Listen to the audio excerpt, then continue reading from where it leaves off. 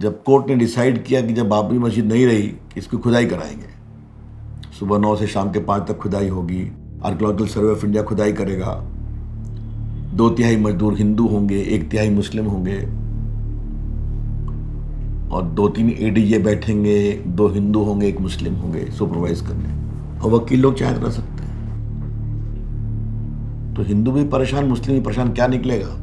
And the second excavation वो शुरू हुआ था 2003 में, and that excavation was led by जो डॉक्टर BR मणि है, and he is a very renowned archaeologist. पहले तो GPR सर्वे हुआ, ग्राउंड पेनिट्रेटिंग रडार सर्वे, और उससे GPR से के माध्यम से बहुत सारी चीज़ें, कुछ अलाइनमेंट्स पता चले ज़मीन के नीचे। तो उसको कंफर्म करने के लिए कोर्ट ने ये कहा कि अब आप एक्सकवेशन करके इनको कंफर्म करिए। ASI की खुदाई जब हो रही थी तो सामने रामलला विराजमान थे और स्टेटस को का ऑर्डर सुप्रीम कोर्ट से था। ये कहा गया था कोई यहाँ प्रणाम भी नहीं कर सकता है, कोई पूजा पाठ नहीं कर सकता है। तो मुझे लगता था कि कितने हम लोग दुर्भाग्यशाली हैं, या हमारा कितना मिसफॉर्च्यून है कि हम रामलला के सामने खड़े हो और हम उन्हें प्रणाम नहीं कर सकते। एक दिन मैंने रामलला को जाके ऐसे प्रणाम कर लिया तो ह्यू एंड क्राई मच गया। सुप्रीम कोर्ट तक मेरे खिलाफ कंटेम्प्ट फाइल कर दिया है कि flouted, Ranjana Agnihotri flouted the order passed by honourable Supreme Court. बाद में सुप्रीम कोर्ट ने देखा, पाया कि खाली प्रणाम करना ही फ्लाउटिंग नहीं है। The first thing which came from the court order, that was you have to excavate for 1 month, and then within next 15 days you have to submit the report, which is not possible, and nowhere in the world any archaeological excavation has not been done like that.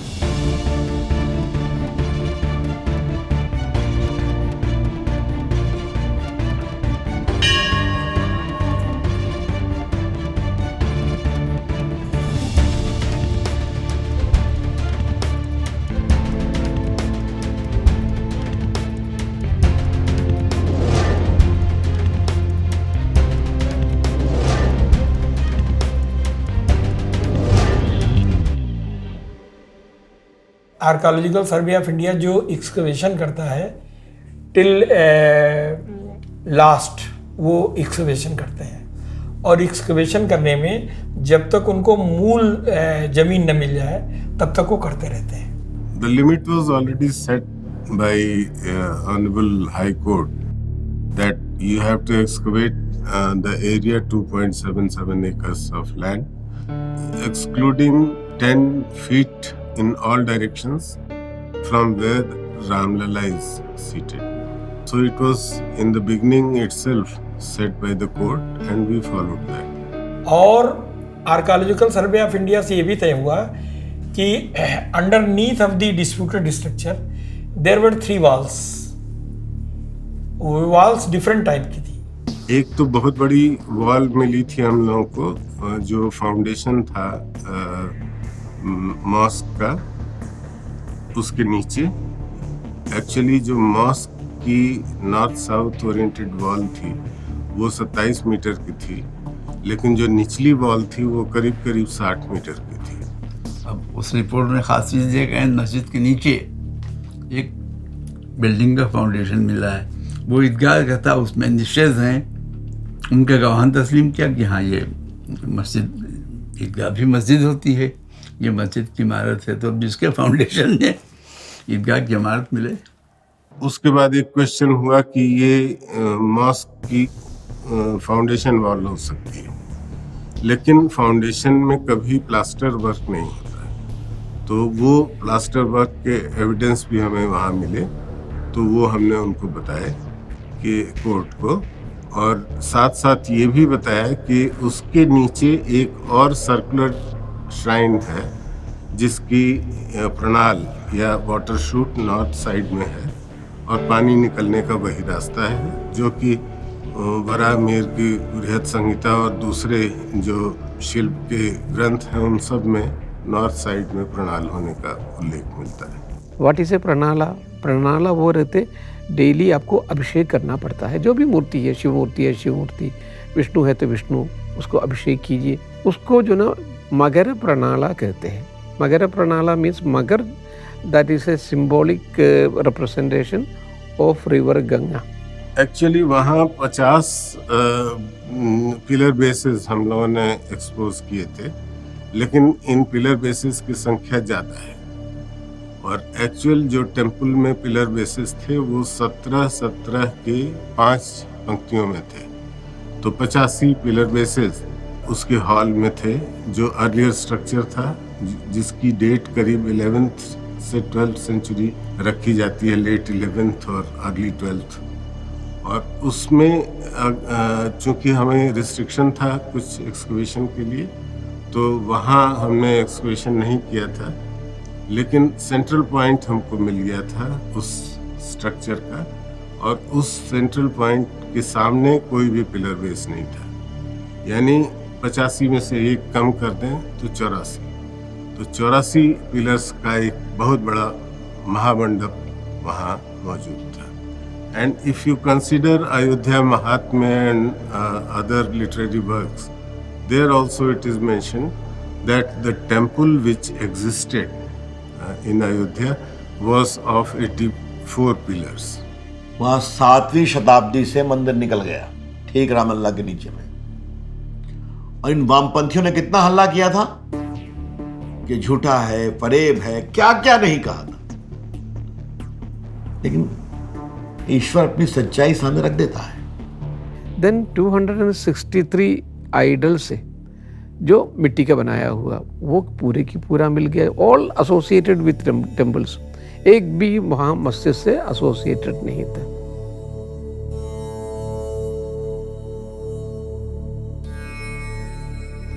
And then ए शिला फलक मिला। वो शिला फलक जो है, जो inscription था, it was in 20 versus. उसमें ये कहते हैं, बहुत साफ कह रहे हैं, this temple dedicated to Mahavishnu. ये वो महाविष्णु है जिन्होंने बाली को मारा था। सो हु इज दैट जो बाली को मारा है? Shri Ram ji. And 10 headed person को भी जिन्होंने मारा था, ये उनको डेडिकेटेड है। ये अभिलेख मिला था एक्सकवेशन से पहले, जब टेम्पल का डिमोलिशन हुआ था, उस समय मॉस्क की वॉल में उसको रीयूज किया हुआ था। वो संस्कृत के बड़े सुंदर श्लोक उसमें आए हैं जो उस पूरे मंदिर की विशालता और उसके सौंदर्य का वर्णन करते हैं। उसकी 15वीं पंक्ति में आता है, टंकोत्खात विशाल शैल शिखर श्रेणी शिला संहति व्यूहैर विष्णु हरेर हिरण्य कलशम श्री सुंदरम मंदिरम। अब इतनी सुंदर श्लोक ये महाराज गोविंद चंद्र के ही समय में बनाए जा सकते थे। वहीं साथ ही साथ अभिलेख की 5वीं पंक्ति में निर्व्यूढ़न प्रतिम जन्मभूमि, ये भी शब्द है। तो उन सब को अगर हम साथ में लें तो ये बिल्कुल क्लियर हो जाता है कि ये जो जन्मभूमि, जिसको हम राम जन्मभूमि कहते हैं, उस जगह पर ये मंदिर बना था। तो ये अपने आप में एक बहुत बड़ा एविडेंस था। और जो उत्तर भारत की नागर शैली है, उसके जो ये सारे आर्किटेक्चरल मेंबर्स और स्कल्पचर्स जो वहाँ मिले, वो सब उसको स्पष्ट करते हैं। खुदाई में तमाम चीज़ें ऐसी आई जो साबित करती हैं कि राजपूत काल के ईंटें नीचे मंदिर था, तोड़ के बनाया गया है। और जितने डेकोरेटिव पत्थर थे, पत्ते के फूल बने हुए, वो डेकोरेशन राजपूत काल के थे जो नीचे लगाए गए थे। यहाँ तक नहीं, स्ट्रक्चर्स के अलावा जो स्कल्पचर्स भी मिले, उनको भी हमने शामिल किया। जैसे हमें कलश मिले, जो मंदिर के ऊपर कलश होते हैं, जो और किसी दूसरे धर्म के स्ट्रक्चर में नहीं होते। वो हिंदू, जैन, बौद्ध ऐसे ही टेम्पल्स में होते हैं। उनके अलावा हमें कुछ दूसरे आर्किटेक्चरल मेंबर्स मिले, जैसे कपोतपाली।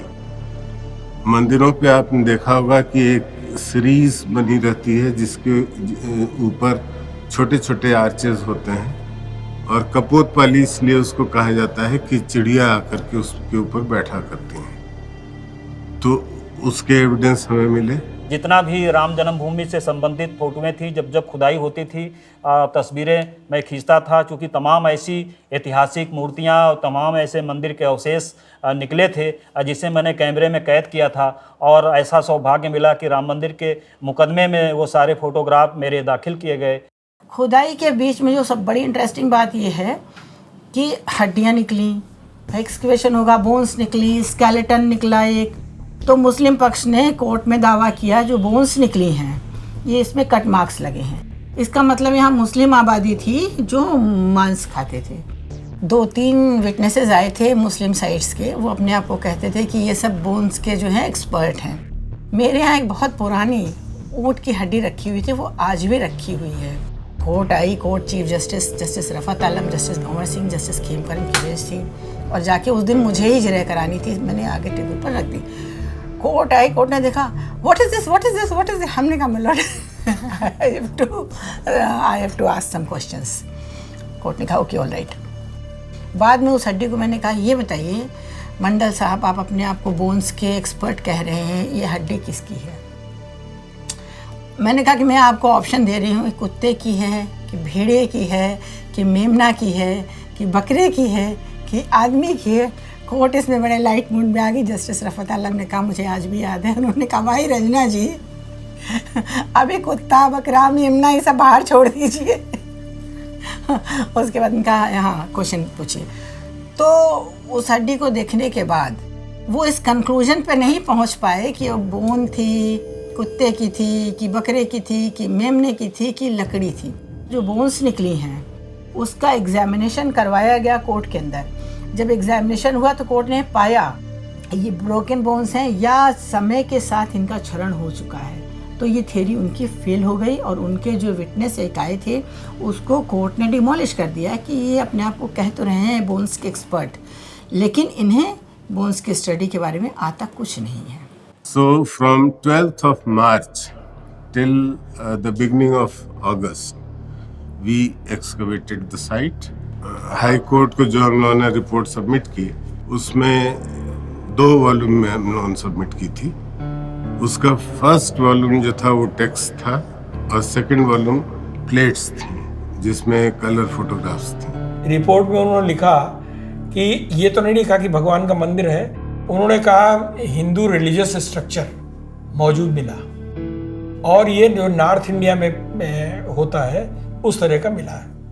रिपोर्ट है मेरे पास, उसमें चैप्टर्स हैं। जो कंक्लूजन वाला चैप्टर है वो किसका है नाम, और सब चैप्टर्स पे तो नाम जाहिर है, लेकिन जो कंक्लूजन वाला चैप्टर है उस पर किसी का नाम नहीं लिखे। फिर वो ये कहता है कि वहाँ कुछ ऐसी चीज़ें देखी गई हैं जिससे सोचा जा सकता है कि यहाँ कोई मंदिर रहा होगा। देखिए, आर्कियोलॉजिकल सर्वे ऑफ इंडिया इस बात के लिए हमेशा फेमस रहा है कि यहाँ जो हम कोई भी आर्कियोलॉजिकल इन्वेस्टिगेशन लेते हैं उसमें हमें किसी धर्म का, किसी मजहब का, किसी भी तरह का कोई प्रेशर नहीं होता है। और अच्छी बात ये थी कि हमें हमारे ऊपर कोई किसी तरह का कोई पॉलिटिकल प्रेशर भी नहीं था। So technically it was saying that there was a temple, there could have been a temple in the 10th century there, but whether it fell or it was demolished was not clear. But it was still a triumph because this is what the Hindutva forces, BJP, VHP wanted. For them it was certain now that a temple existed, it was broken, and the mosque was created over that, and the pillars and the stones from that temple were used for building the Babri Mosque. One triumphant moment was that year in 2010 when High Court announced the verdict in the Lucknow High Court matter, where I still remember we had come 2 days prior and something 500 journalists were there in Lucknow on that day. Since there was no space inside the High Court to do that, outside the road, High Court, across the road, in the Kachehri building, platforms were built for all the journalists. Sudhir Agarwal ने और justice Khan ने और justice Sharma ने, तीनों ने माना कि this is the place where lord Rama was born, high court में भी। और उन्होंने इसीलिए हम लोगों के पक्ष में डिग्री किया। लेकिन आश्चर्य की बात यह है कि उन्होंने डिग्री किया और डिग्री को पार्टीशन में कर दिया। निश्चित ही ट्राइफर्केशन हुआ था, अपील उन्हें भी करनी थी, उन्होंने भी करी, और अपील हमें भी करनी थी, तो हमने भी अपील करी। क्योंकि हमको भी नहीं मंजूर था कि राम जन्मभूमि के टुकड़े हों, क्योंकि हमारे लिए जो जन्मभूमि है स्वयंभू देवता है, और हमारे यहाँ खंडित देवता की पूजा नहीं होती है। सनातन में, सनातन धर्मावलंबियों में खंडित देवता की पूजा नहीं होती है, और वो स्थान, पूरा का पूरा स्थान स्वयं देवता है, और अगर उसके 3 टुकड़े होंगे तो मूर्ति खंडित हो जाएगी। पूरी संपत्ति निर्मोही अखाड़े की थी, इसीलिए हम लोग सुप्रीम कोर्ट चले गए। देखिए, उस टाइम भी हमारे वाले साहब ने फैसले को मान लिया था। हम लोग इस झगड़े को जो है, इस मसले को, इस मुकदमे को ख़त्म करना चाहते थे, लेकिन निर्मोही अखाड़ा नहीं माना था, वो सुप्रीम कोर्ट चला गया था, मजबूरन हम लोगों को जाना पड़ा। अखाड़े की पैतृक संपत्ति है ना, इसीलिए जाना पड़ा, इसीलिए तो कोर्ट बनता है, इसीलिए तो कचहरी बनती है। सुप्रीम कोर्ट ने कहा कि we have never seen such a judgment in our life in which decree for declaration or injunction is sought and the court grants decree of partition। Partition किसी ने क्लेम नहीं किया, ना हिंदू ने ना मुसलमान ने, किसी ने नहीं कहा कि साहब हमारी पार्टीशन कर दीजिए। आप ये सोचिए कि 1992 से 2017 में आ चुके हैं, उस पूरे पीरियड में अगर कोई मामूली आदमी अगर कोर्ट में किसी का बकरी भी चुरा लेता है तो उसकी 50 बार कोर्ट में पेशी हो जाती है। Everybody would be surprised to know that the principal high-profile accused only appeared once in the courts. हम लड़ते रहे और अदालत में बार बार जब भी हम लोगों से पूछा जाता, एक 313 का बयान होता है जो अंतिम दौर में लिया जाता है। जब वो क्षण आया कि जब लोग ये चर्चा होने लगी अब क्या होगा, तो मैंने देखा था जो लोग कहते मैंने तोड़वा दिया, दाढ़ियाँ हिला हिला कर, जटाएँ हिला हिला कर कहते मैंने तोड़वा दिया। मैंने उनको अदालत में गिड़गिड़ाते देखा। अदालत में आखिरी मेरी गवाही हुई, मुझे 6 बार बुलाया गया, अदालत ने 6 बार मुझे बुलाया और मेरी गवाही नहीं ली जा रही थी। मेरे अधिवक्ता श्री के मिश्रा जी कहते थे झूठ बोलना है, सही बोलोगे सब बूढ़े फंस जाएंगे। वो संघ के आदमी, संघ के अधिवक्ता थे, और मैंने कहा मैं शिवसेना ब्रांड आदमी हूँ, मैं बाला साहब का सिपाही हूँ, मैं महाराजा बलि को अपना आदर्श मानता हूँ और देवर्षि नारद को अपना गुरु मानता हूँ, मैं झूठ बोलूँगा? मैंने राम कार्य किया है और अदालत में कहूँगा मैंने ढांचे को तोड़ा है, अगर इसकी सजाए मौत है तो मेरा सौभाग्य होगा। And the interesting thing one should know is that by the time the judgment came in the Babri demolition trial, out of the 49 accused, 17 had died. तो इस केस की जल्दी सुनवाई होनी चाहिए थी। बीच में सुप्रीम कोर्ट ने बहुत बड़े बड़े केसेस की सुनवाई 2-2 महीना में कर दी। करो भाई, किसी का रात में 2 बजे कोर्ट खोला गया, मुझे इस पर कोई आपत्ति नहीं है। इस केस को 10 साल क्यों लगा, ये बहुत पीड़ादायक था। 5 जजेस ने एक राय होकर ये माना कि जो भी एविडेंस ऑन रिकॉर्ड है, मुसलमानों की भी हिंदुओं की भी जो भी है, एविडेंस ऑन रिकॉर्ड से इस्टेब्लिश्ड है कि ये भगवान की जन्मभूमि है और यहाँ पर हिंदू अनादिकाल से पूजा करते आ रहे हैं। और ये भी माना कि there could be no direct evidence but indirect evidence proves that the place is being worshipped by Hindus from the time immemorial. Supreme Court ने आदेश किया कि कमेटी अगर बनेगी, they should be given adequate post in the committee. Nirmohi Akhara उसको इन्होंने government के हाथ में जब चला गया तो उन्होंने लीपापोती कर दिया और पॉलिटिकलाइज हो गया मैटर।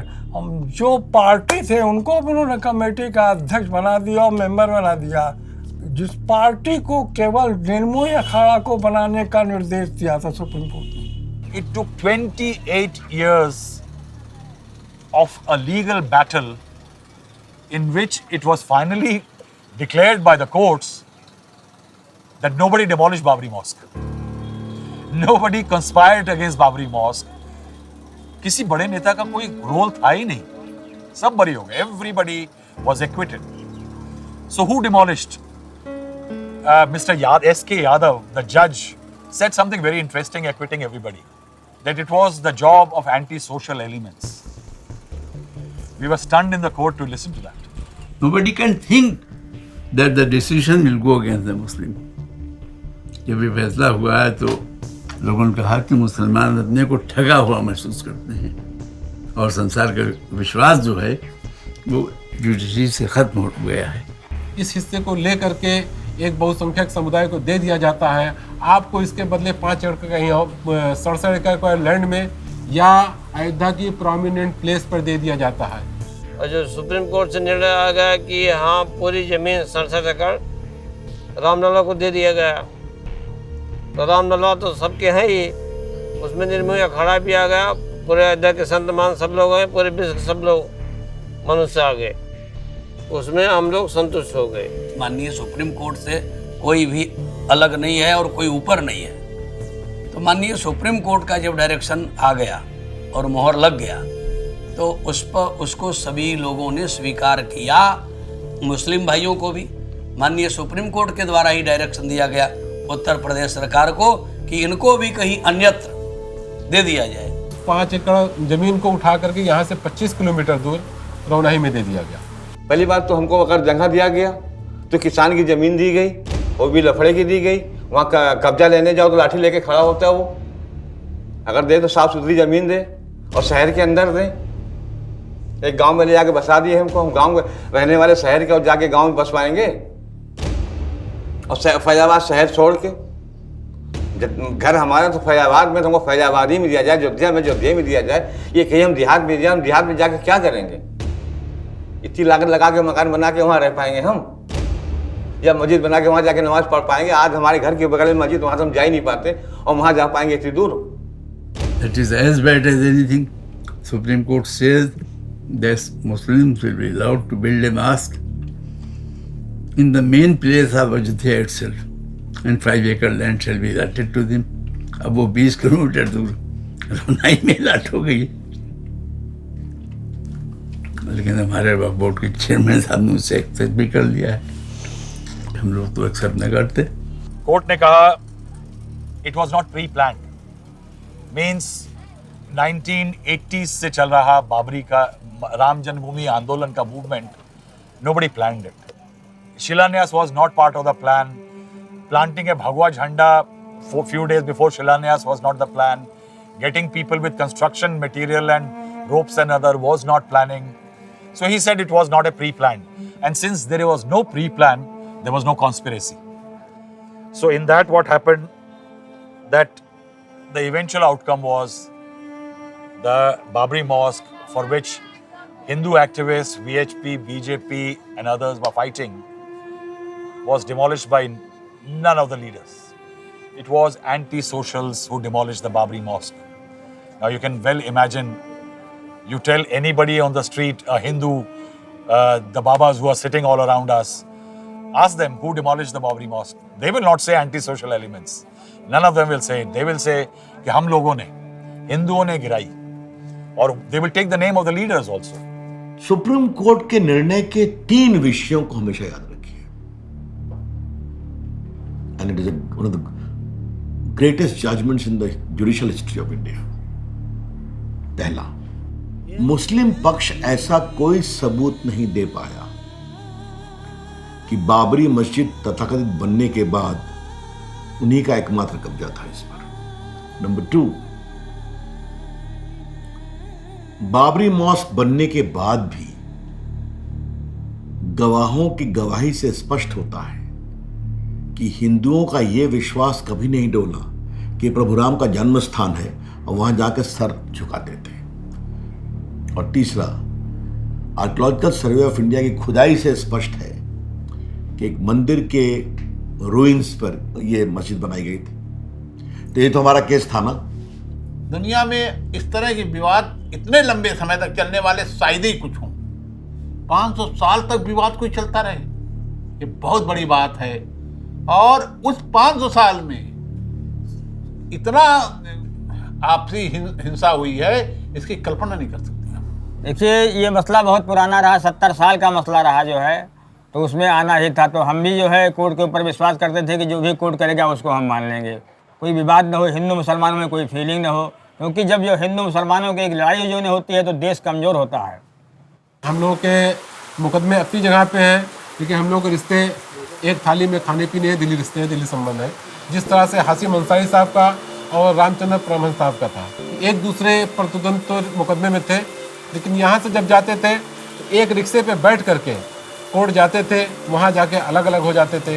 एक दूसरे में इतनी दोस्ती थी, खाली टाइम पे आकर के दोनों लोग ताश खेला करते थे, बातें किया करते, हंसी मजाक किया करते थे। Jilani was a very good friend of mine. हम लोग तो वहाँ हाई कोर्ट में बैठ के घंटों डिस्कस भी करते थे, हम चढ़ाते भी थे उनको, जिलानी साहब को, कि और भी कुछ मुकदमे करो, ये सब एक हिम्मत पकड़े रहो। कहीं कोई आपस में ये फीलिंग नहीं थी कि आप हिंदू हैं या मुसलमान थे। एक बहुत अच्छा एटमॉस्फेयर था और बहुत अच्छे एटमॉस्फेयर में हम लोगों ने काम किया। जिलानी साहब बहुत अच्छे व्यक्ति थे, बड़े सौम्य और सरल स्वभाव के थे, लेकिन जहाँ तक हमारे हिंदुत्व की बात है और उनकी मुसलमानियत की बात है, दोनों एक दूसरे से टकराते थे। जब हिंदुत्व और मुसलमानियत की बात होती थी तो हम एक दूसरे के दुश्मन हो जाते थे, लेकिन बाद में बहुत एल्डरली बिहेव करते थे। कभी कभी निकलते बैठते हम लोग उनको कह देते थे, उनका बर्थडे होता था तो जिलानी साहब को कहते थे सर हैप्पी बर्थडे, तो बोलते थे तुम लोग क्या खाओगे, तो हम कहते थे सर हम तो कुछ नहीं खाएंगे आपका, क्योंकि उन्हें पता था हम कुछ नहीं खाएंगे, बाहर का हम कुछ खाते भी नहीं है, तो इसलिए वो बुरा भी नहीं मानते थे। कहते अच्छा मैं तुम्हारे लिए फ्रूट और नया चाकू मंगा के देता हूँ। रिलेशन अच्छा था, हम लोग उनका वेलकम करते थे और कोर्ट से निकल के चलो जी चाय पिलाओ। वीके चौधरी साहब एक वकील थे जिनके लड़के भी जज हुए हैं, यतीन्द्र चौधरी रिटायर हो गए अभी, चलो चलो अन्ना चलो चाय पिलाओ। इस तरह रिलेशन थे। यहाँ के हिंदू मुसलमान में रामलला से संबंधित कोई भेद नहीं है।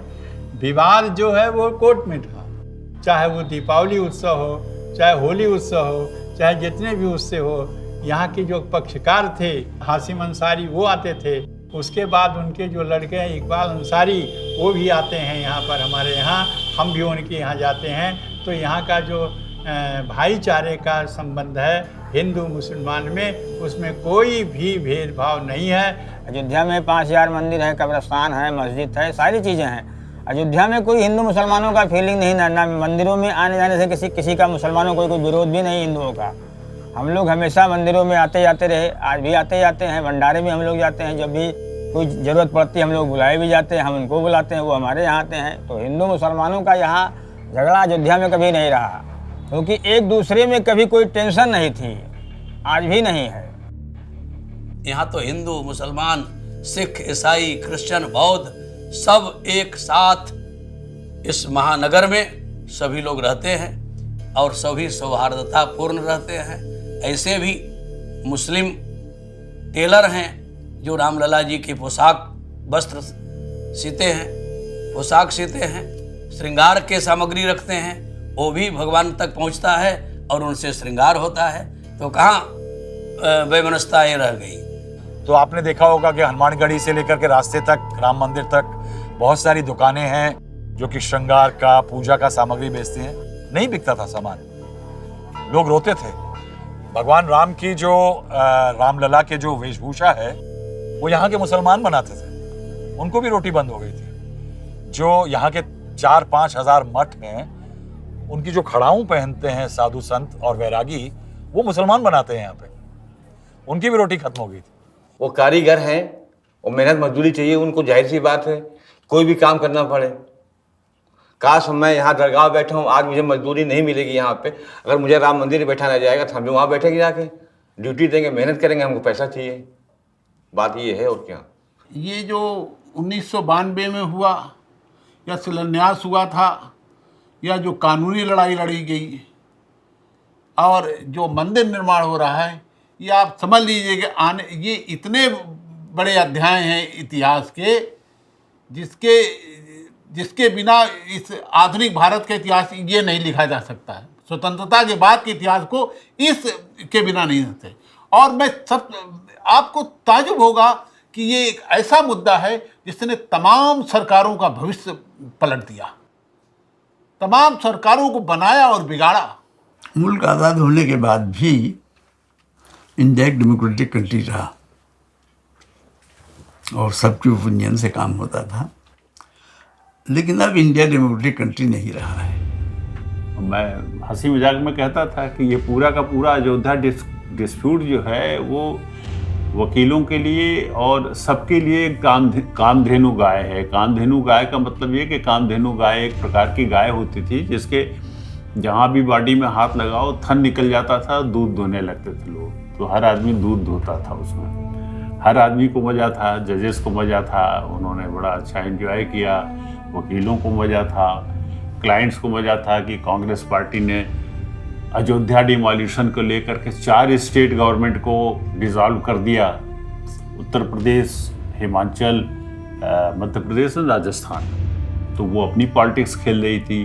भाजपा को मज़ा था कि आज उसी केस की वजह से आज भाजपा पावर में आ गई, तो एवरीबडी वाज एंजॉयिंग। राम जन्मभूमि का मज़ा सबने लिया। Ayodhya was a point of interest for politics.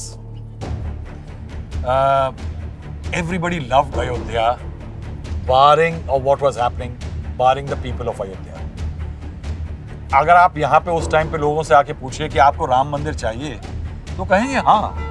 आप बनारस में पूछिए कि क्या आपको काशी बाबा का मंदिर पूरा चाहिए तो कहेंगे हाँ। आपको चाहिए कि मस्जिद के बिना आपको कृष्ण का मंदिर चाहिए, वो कहेंगे हाँ। लेकिन रोजी रोटी, बच्चों की पढ़ाई लिखाई, अस्पताल, इन सब की कीमत पे नहीं, not at the cost of basic amenities of life.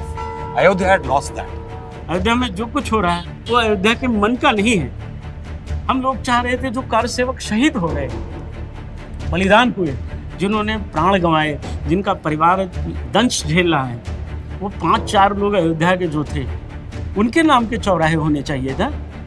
Lata Mangeshkar ने कौन से राम जन्मभूमि आंदोलन में भूमिका निभाई, उनके नाम का चौराहा बन गया। जिन लोगों के नाम लोगों को नहीं पता है, which people should know, if they today have a temple, people, Hindus of India have a temple, they owe a lot to a man called Abhiram Das, who was one of the disciples here in one of the mutts. He is a man who was holding the Ramlala statue in his hands. In almost 24 hours, he sat like this, अपने घुटनों पे बैठे रहे, रामलला की statue पकड़ करके। उनको लग रहा था कि कोई आके हमला करेगा और उनसे स्टैच्यू छीन ली जाएगी। राम जन्मभूमि मंदिर तो बन ही रहा है और रौनाही के पास उतना ही भव्य बाबरी मस्जिद भी बन रही है, उसका नाम भी वो लोग बाबरी मस्जिद ही रखेंगे और उसके लिए भी सरकार बनवा रही है। तो सरकार का भी इरादा बड़ा नेक है कि हिंदू मुस्लिम सौहार्द पूरे देश में बना रहे और राम के नाम पे अयोध्या में, फैजाबाद में कोई विवाद नहीं है। तो राम जन्मभूमि का आंदोलन और इस केस की विजय और मंदिर का निर्माण भारत के नवनिर्माण का आगाज है। The winning of this case in Allahabad and subsequently in Supreme Court and the erection of a great Ram temple is a great validation of the real idea of India, not the नकली idea of India. तो राम मंदिर भव्य बनेगा, बढ़िया बनेगा। For a lot of people, it may be closure to an ancient dispute. In fact, the oldest dispute to be contested for a piece of land like this in this part of the world.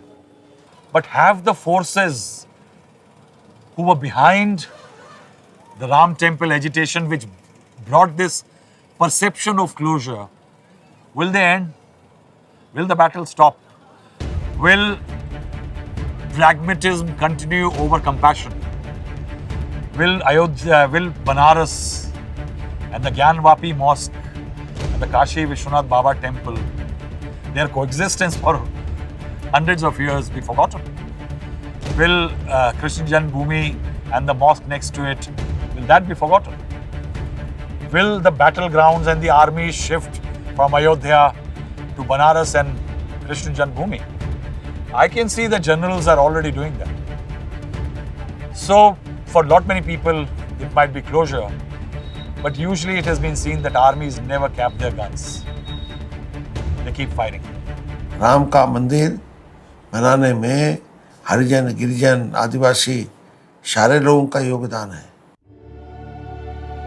उन लोगों सबको बुलाया था ताकि उनको लगना चाहिए कि नहीं राम मंदिर हमारा भी है, तो सभी वर्गों के लोगों को राम मंदिर में रखा गया है।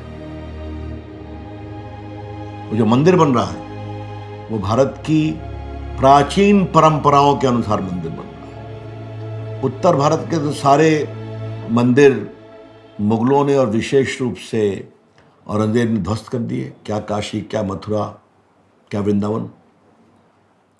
दक्षिण भारत में अभी भी मंदिर है। रामेश्वरम मंदिर हजारों साल पुराना, तिरुपति का मंदिर हजारों साल पुराना, कोणार्क मंदिर, ये सब मंदिर हजारों साल से हैं। कितना तूफान आया, कितना साइक्लोन आया, कितनी बिजली चमकी, नहीं हिला ना। यह है भारत की परंपरा।